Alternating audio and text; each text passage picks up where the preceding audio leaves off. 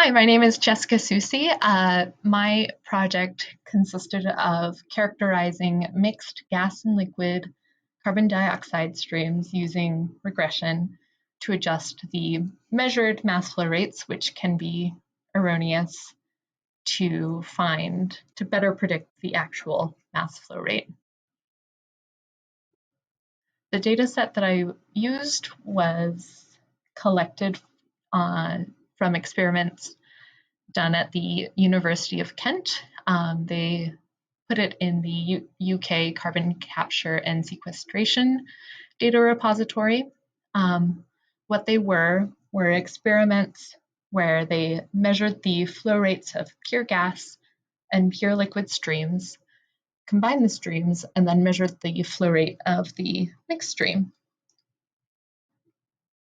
The data set was 406 experimental runs, and each data point was really an average, a 100-second average of an entire experimental run. For each stream, they included quite a few data points, including important things like the mass flow rate and the density. And they also, for each data point, they also included statistics like the standard deviation and the peak statistics. And these were really helpful in helping me detect outliers. For example, the streams were supposed to be at a steady flow rate.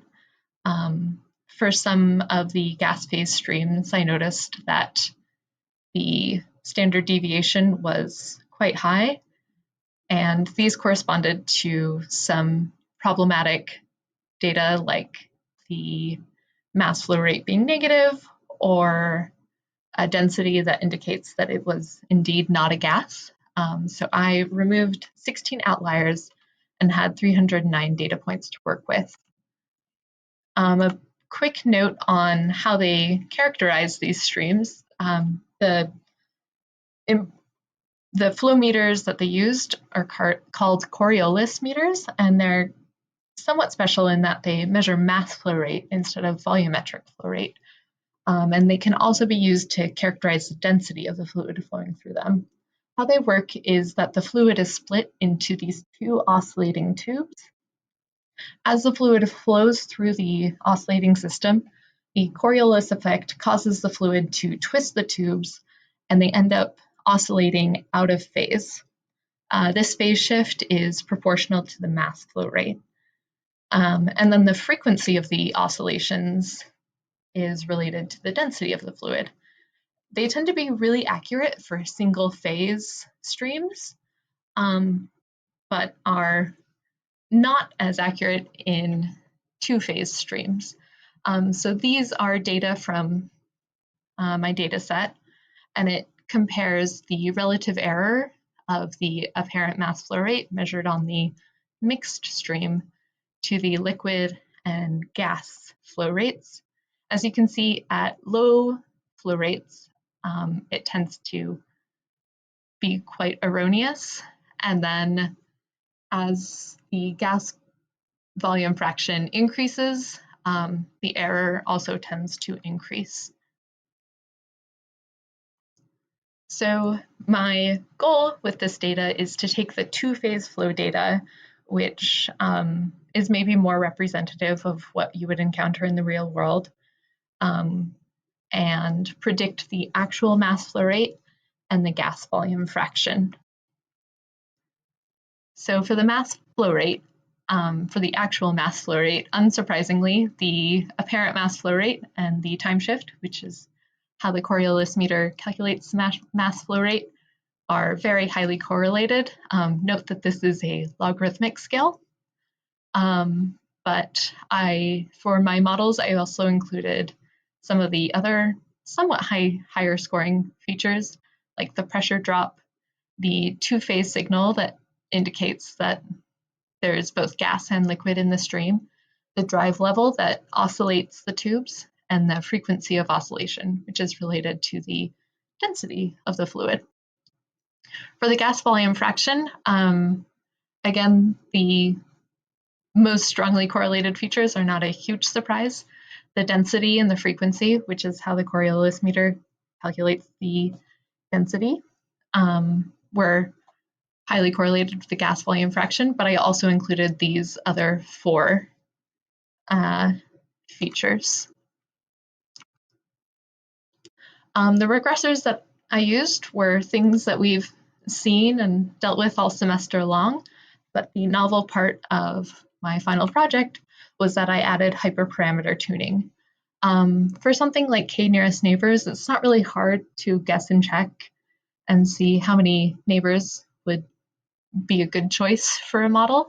But something like a neural network, it's not entirely obvious to me how to choose a great activation function and how to pick the number of hidden layers and the number of nodes per hidden layer. Hyperparameter tuning helps with that. So what you need to do with hyperparameter tuning is split your data into training, validation, and test sets. Because my data set was so small for the training and validation sets, I used cross-validation. You also need something for the hyperparameter tuning to minimize some score that shows how well the model performs.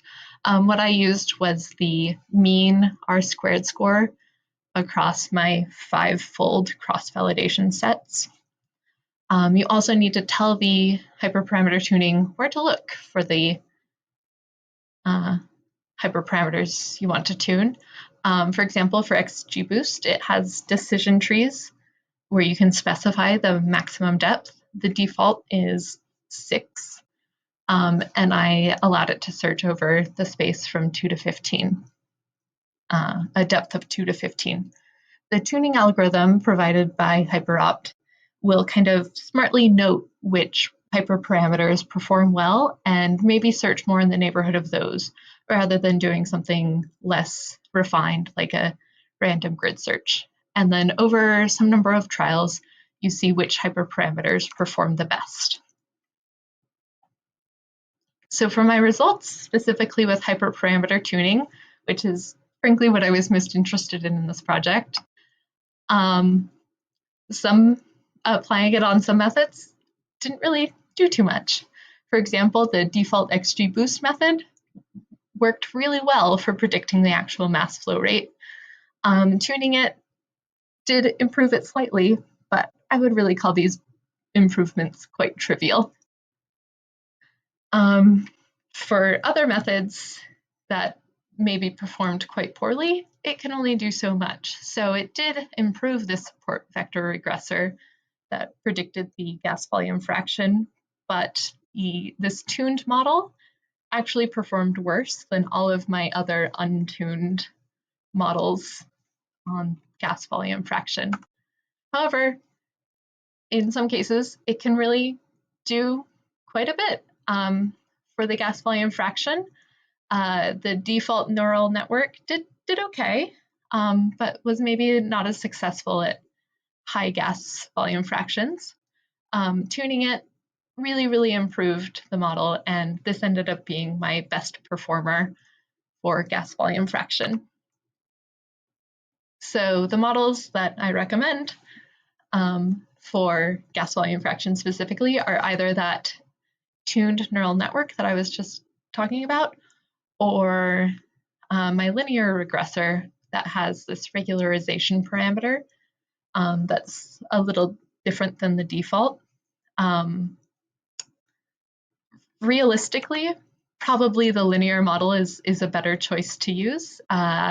It's easier, it's not easier, less computationally costly to train, to test, and probably to deploy. For the mass flow rate, that tuned XGBoost model was far and away my best performer. Compared to the measured flow rates from the Coriolis meter, it reduced the mean absolute percent error from 4% to 1%. And then it reduced the maximum relative error from 22% to about 5%. I would call these results really quite satisfying, especially compared to the apparent direct Coriolis Flowmeter measurements. Here's another figure that kind of illustrates how well it performs. For the low mass flow rates that the Coriolis meter does not seem to do very well with, it really kind of resolves that problem, and is still not perfect with some of the higher gas fractions, but probably I would say does well enough. In summary, I trained several regressors to predict the mass flow rate and gas volume fraction using the measurements made on a two-phase CO2 stream. I was able to compare these data and these predictions to some of the actual mass flow rates that you can calculate from the single-phase streams. In the case of the mass flow rate, it really improved.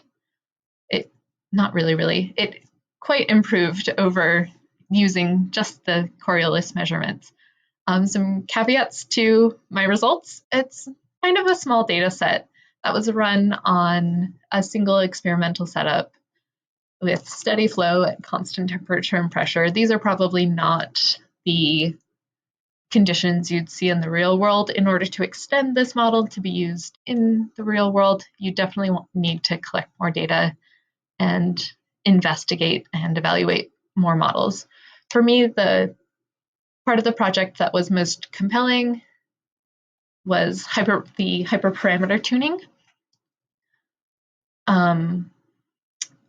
In general, I saw some improvement when using hyperparameter tuning, with a few cases of really significant improvement, but those often came with computational costs, especially for a complicated model with a lot of hyperparameters to test, like a neural network.